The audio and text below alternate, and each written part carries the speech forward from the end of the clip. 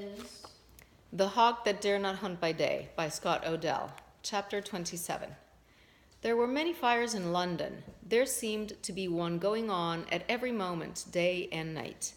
Strange, therefore, that the one fire that should have taken place and did not was the burning down, from cellar to garret, of the filthiest collection of verminous halls, rat-infested rooms, and refuse-laden courtyards in all of the city of London. On a dark night, in the deepest fog, when you could not see your hand in front of you, you could find your way to Clink by simply following your nose. And this is exactly what I did the night that I went off to visit Uncle Jack. I crossed the Southwark with the smell in my nostrils.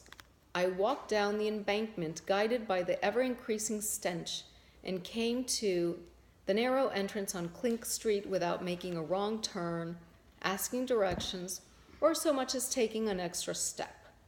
If you had a cold and your nose failed, the hubbub would have sufficed to guide you.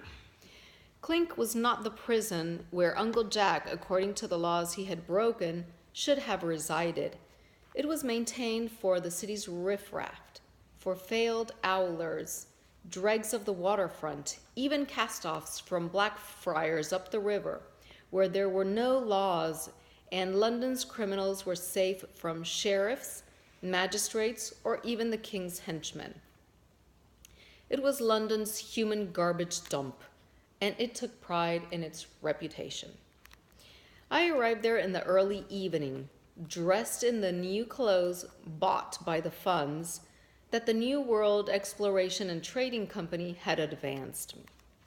Balsy, of course, had no interest in my visit to Clink, for it was his hope to keep Uncle Jack locked up there until the ship's papers were properly transferred, and as long thereafter as possible. I was forewarned by friends that I was to ask for, and if possible, talk only to Samuel Carswell, chief warden of Clink, Mr. Carswell being a man of wide connection and great power. In this I was unsuccessful. From the street, I entered a noisome corridor, dark as a dungeon and smelling of rats, windowless, slippery underfoot.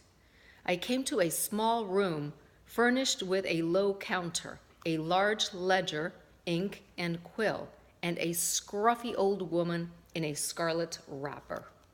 "What do ye wish?" she asked in a sweet-toned little girl's voice. "Anything I can help you, sir?" "I am looking for Master Samuel Carswell." "What's your name?" "Tom Barton." "And occupation?" "I'm with the New World Exploration and Trading Company." "In what capacity?" she asked, examining from head to foot with a faded but practiced eye. "As an officer." "Master Carswell is not in at the present," she said sweetly. "I look for him tomorrow or the day following. If you leave your name, I will attempt to arrange a meeting. But meanwhile, may I ask the purpose of your visit? Perhaps someone else can be of help." "Perhaps you can help me," I said, dropping on the counter a bright coin. "I wish to talk to Jack Barton." The sound had a solid ring to it that caused a startling change in the old woman. She immediately opened the ledger and began to read names, muttering them to herself, wetting her thumb as she turned each page. Bills, Ball, Bing, Barks, Banton. She went on, and then looked up and said, "Barton. Jack Barton? That's the man, Jack Barton. Aged 27 years, native of Danfield, charged with smuggling. Right, sir?" "Right. But Clink is an odd place to hold a man on a charge of smuggling."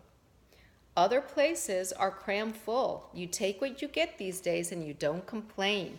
Besides, there are worse ones than Clink." She closed the ledger with a bang. "Wait here, sir." I waited for the better part of an hour, and the room filled up before she came back with a long-faced young man in tow. He carried a bundle of keys and motioned me to follow him. We went up 3 flights of stairs, from a first floor where there seemed to be some order and an effort at cleanliness, But on the second floor, it was all confusion. Rooms without panes, the whole stuffed with paper and rags, straw pallets, and a dozen to the room. The next flight up, the third floor, contained no chairs, no pallets or tables. The inhabitants of these quarters were strewn here and about, as if swept there by a broom. In one of these rooms, high up against a gable with a broken and boarded-up window, I found Uncle Jack. His ankles were chained, and the chains were fastened to an iron staple driven into a floor beam. There were 5 other men in the room, all of them gaunt-faced, and the color of the refuse that surrounded them. Uncle Jack, before he spoke to me, signaled that I should give the long-faced young man a coin, which I did, at the same time informing him that if he could find a better room, there would be other coins forthcoming. The youth looked me up and down insolently, apparently deemed me worth another coin, and disappeared. Before Uncle Jack and I had exchanged a dozen words, he was back.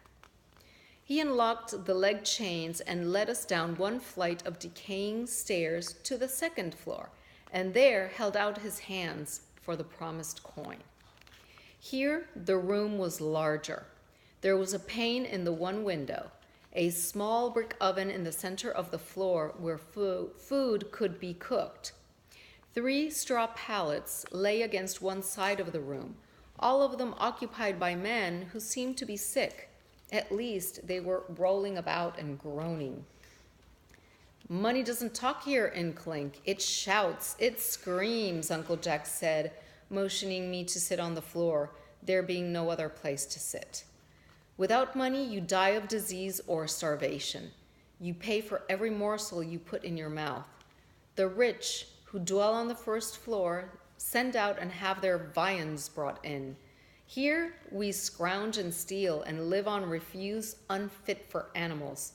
Unfit, an outrage. You must arrange to bring in food until I can pay my way out, which will be soon. What has happened to the bag of coins, eh? The bag I tossed into the bushes by the barn, beside the old boiler. In the weeds. Look for it. Millie may have found it already. Bring it, without fail, tomorrow, eh? Not tomorrow. I can't make the trip in that time. Soon then, the next day. Do not tarry, and do not come back without it. He paused and thought a moment. The ship. We can get a loan on the ship if all else fails, eh? I said nothing about the ship, nor of Belsey, nor of the trading company, it being the worst of times to impart this information. I intended to give Uncle Jack half my interest in the new company, but this was not the time to say so. The problem now was to get my hands on enough money to buy his release. How much would be needed, I had no way of knowing. From the prison, I went to see Belsey, told him that I was taking the ship downriver for repairs, and with the tide, sailed into the Medway before nightfall. In the failing light and by lantern, I looked for the bag of coins that Uncle Jack had tossed into the weeds. I scoured the bushes and the barns. I searched through the house. To make matters worse, Millie was not home. It took me until the next morning to learn from townspeople that she had gone off with Jason Toller, the innkeeper, bragging to everyone that she had found a bag of coins and was as rich as a countess. Uncle Jack took the news of the lost coins and of the absconding Millie without a comment, being too angry for words, and was but mildly placated by 6 pork pies and 2 apple codlings I managed to get him through the long-faced keeper of the keys. It was clear from talks, which I finally arranged with Samuel Carswell, that no amount of money would free Uncle Jack until 6 months had passed. This does not mean, said Mr. Carswell, an amiable, well-fed gentleman who looked as if, were he pricked with a bodkin, he would ooze money instead of blood, that your uncle's condition cannot be greatly enhanced in the matter of food and clothing, of proper heat in winter and a cool river breeze in summer. This can all be arranged. Come to me at any time with your creature requests. My door is always open, and my heart likewise. After 6 months, perhaps in less time, the larger matter of his release can be discussed as well. I thanked Mr. Carswell by leaving a pound note on his desk and went at once to a grocer directly across the street from the Anchor and Chain and arranged for them to supply Uncle Jack with food. I paid them half in advance and promised them the rest when I returned from a short voyage to Antwerp. I next convinced Belsey that the ship needed a new mainmast and that it was available only in the lowlands. Obligingly, he arranged for a cargo of seed corn, whose export was forbidden since there was a severe shortage in England. We had it loaded an hour before I sailed at dawn. Belsey sat in his wherry, an oar in each hand, as the anchor came in. "How long will it take to step the mast?" he asked. "I'll not have it stepped," I called down to him. "They do a better job of it here." "Cheaper?" "No, masts are one thing that you do not skimp on. A new mast should put everything in shape." We were moving away from Belsey, who was sitting idly in his wherry, computing the cost of a new mast. "This is January," I said. "We can't set out for the Indies before the winter storms are over, not before April." Belsey began to row to keep up with us, but catching a crab with every stroke, he fell astern. "Stay clear of Tyndale," he shouted. "Shun him like the plague." Taking in the final length of anchored chain, I pretended not to hear him. End of chapter 27.